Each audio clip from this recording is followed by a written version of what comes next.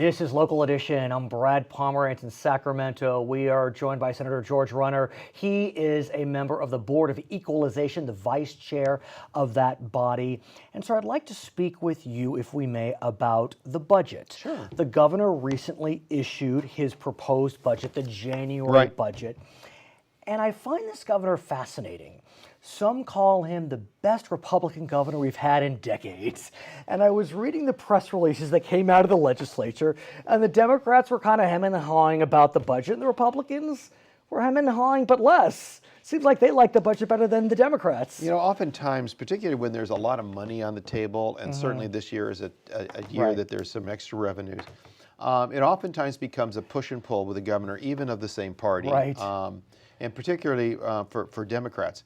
I can remember when I was, a number of years ago, I was vice chair of budget in the Assembly. When Gray Davis was governor. Got it. A Democrat, you're a Republican. A Republican. And I remember going down and meeting with the Governor Davis early in the process, about this time, and him saying, you know, I'm going to be the best friend for Republicans. Unfortunately, in that setting, it didn't turn out that way, because if you remember kind of what Governor Davis's problem was, he basically got pushed around by the Democrat legislature. And then the spending went really high and all that, and ultimately ended up in his recall. I think he would have been a stronger governor if he would have just stayed on focus with his control ability as governor. This governor seems to be, I think, a little stronger and a little less intimidated by the legislature. So I think it's normal posturing. Of course, the governor postures himself in two different ways. Number one, he postures himself with spending. And he also postures himself by how much revenue he thinks is going to come in. And I want to talk about that. Let's talk about the revenue that's going to come in. He will provide projections from his Department of Finance. The legislative analysts will provide projections. And the projections are usually different. The governors are usually more conservative than the legislative analysts, but the legislative analyst is usually accurate, meaning there's going to be more than what the governor says. And then the legislature gets in there and says, well, we think they're pretty conservative too. And they'll come up with a whole nother number in regards to what they think they can take spending to. So yeah, I mean, that's really the push and pull that you get in there.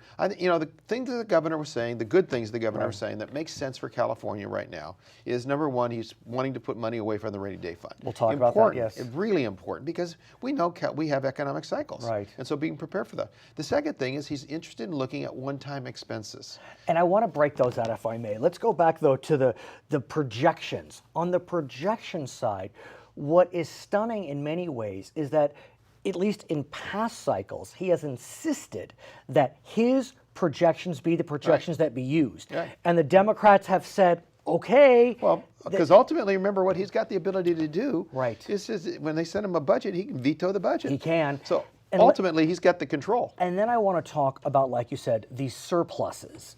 So what his Democratic friends are saying is, we have these surpluses, more than even you said we'd have, so let's try to restore cuts from prior years, adopt certain programs. But what he has said is, absolutely not. If we have surpluses, we can use them for one-time spending. It could be to pay down debt. Which is exactly what we didn't do with Gray Davis. I see. At that point, what happened is there was revenues that were coming in at that time, and instead of being conservative and spending that money on one-time events, whether they be water issues or whether they be road issues or schools for that matter, construction, they chose to go ahead and put those into ongoing expenses, so that then when the cycle came back and all of a sudden revenues weren't coming in, they had built the base up to such a point that we created these large deficits. That's what this governor's wanting to avoid. So at this stage, with these surpluses, we are paying down debt. Could the governor, with Republican help or otherwise, look towards one-time expenditures for a one-time program, maybe roads? I mean, that's usually what it is. It's going to be capital expenses. You know, that's what you're going to get into, and that makes sense. But has he been doing that? Well, I think it's a pretty big leap. I think it would be interesting for him. I think he is doing that. Actually, there's some one-time expenses for state buildings. In this budget, which again makes sense. You've got buildings that are really in ill repair, and it makes sense to go ahead and use one-time money to get those in shape. The other issue though the big issue that is on the table that the legislature is struggling with right now, and the governor, and that is transportation issues. So, and at the same time, they've got this transportation bond, which then borrows money to do construction into the future. Well, if you've got additional surplus right now, why not use that money and not borrow the money? It puts you in a better position in the future. And that way, when the cycle of less revenue comes in, you just stop doing those expenses. You mentioned the rainy day fund. In the governor's proposed January budget, he's looking to put $2 billion more into the rainy day fund, getting closer to full funding.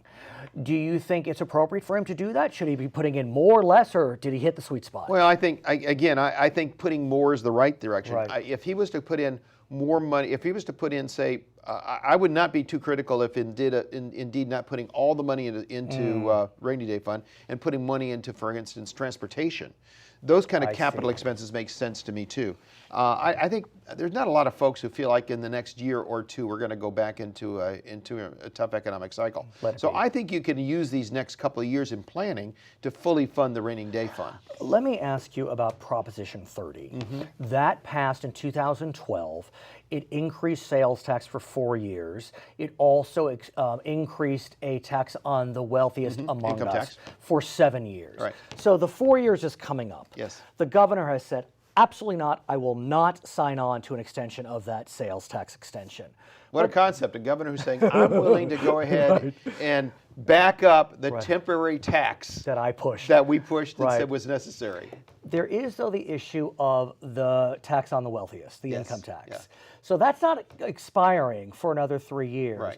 But there are folks that are looking to put on the ballot an extension of that tax. What I find most interesting, and also exempted from the state rainy day fund. Well, you know, again, this is so. These are folks who want to basically spend every last dime.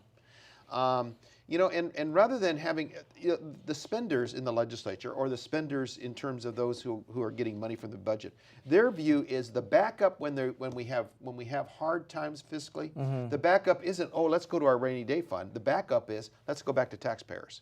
They always feel like there's a resource out there when it's tough to go back to taxpayers, and that's what's that just isn't right and fair. It just seems odd to me when the state rainy day fund seems to be wildly popular. And it seems odd that the proponents of extending part of Prop 30 would want to exempt. It just seems like electoral suicide. I don't know.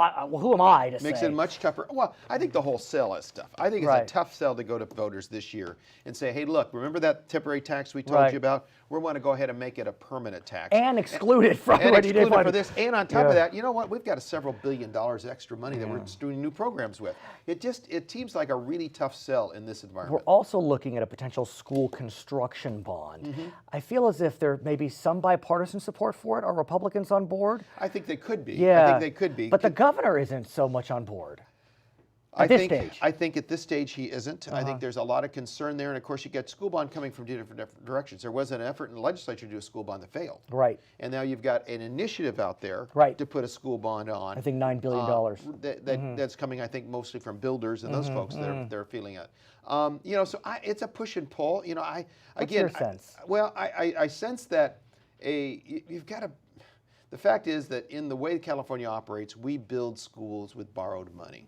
And if you're running, and there are a lot of schools that probably need to be looked at, and how do we then replace these schools? How do we build schools?